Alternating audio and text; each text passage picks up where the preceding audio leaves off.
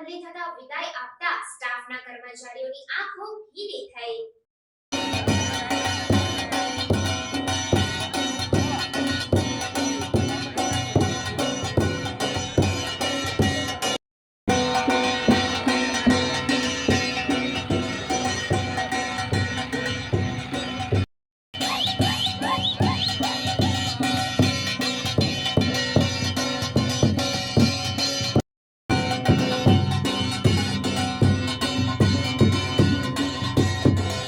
નસવાડી મામલતદાર તરીકે ફરજ બજાવતા જે.બી. બારિયાની છોટાઉદેપુર ખાતે બદલી થઈ જતા સેવા સદન સ્ટાફ દ્વારા વિદાય સમારંભનું આયોજન કરવામાં આવ્યું હતું।